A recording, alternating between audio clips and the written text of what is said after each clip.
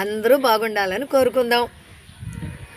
ఉపాయం ఉంటే ఎంతటి అపాయాన్నైనా తప్పించుకోవచ్చు అంటారు. చిన్న కథ. ఒక చోట ఒక పెద్ద చెట్టు ఉండేది. ఆ చెట్టు పైన కాకి పుల్లలతో గూడు కట్టుకొని అందులో నివసిస్తూ ఉంటుంది. చెట్టు కింద ఒక పాము పుట్టగట్టుకొని ఆ పుట్టలో నివసిస్తూ ఉంటుంది. ఈ కాకి గుడ్లు పెట్టినప్పుడల్లా ఈ పాము పైకెళ్ళి మెల్లగా ఆ గుడ్లన్నీ తినేస్తూ ఉంటుంది. కాకి పాపం చాలా బాధపడుతుంది. ఈ పాముని ఎలాగైనా తప్పించాలి అని చూస్తుంది. తన బిడ్డలు ఎప్పుడు గుడ్లు పెట్టినా ఈ పాము తినేస్తుంది. అలా బాధపడుతూ ఆలోచిస్తూ ఉంటుంది. అలా ఆలోచిస్తూ ఒక రోజున ఎగురుతూ పోతూ ఉండగా ఒక ఉద్యానవనాన్ని చూస్తుంది. ఆ ఉద్యానవనంలో ఒక కొలను ఉంది. ఆ కొలనులో రాజకుమార్తె స్నానం చేస్తుంది.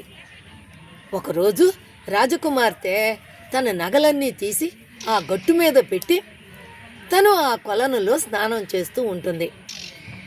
ఇంతలో ఈ కాకి వచ్చి ఆ నగను ముక్కును గరుచుకొని పోతుంది. అది చూసిన రాజకుమారి కేకలు బొబ్బలు పెడుతుంది. ఇంతలో రాజభటులు వస్తారు.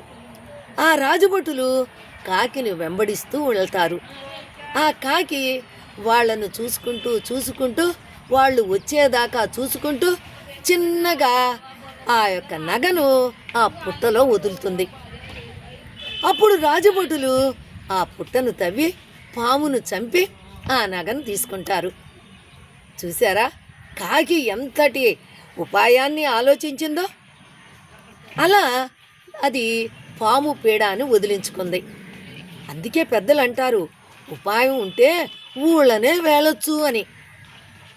అందుకే మనం కూడా మన మెదడుకు పదును పెట్టి మంచి ఉపాయాలను మనం కనిపెట్టాలి. దానికి కూడా జిజ్ఞాస, మనకు కోరిక ఉండాలి. మనం ఏదో సాధించాలంటే ఊరికే సాధించలేం కదా. మంచి ఉపాయాన్ని ఆలోచించుకోవాలి. ఇది మీకు నచ్చినట్టయితే ఒక లైక్ చేయండి, అలాగే ఒక కమెంట్ ఇవ్వండి, కుదిరితే షేర్ చేయండి.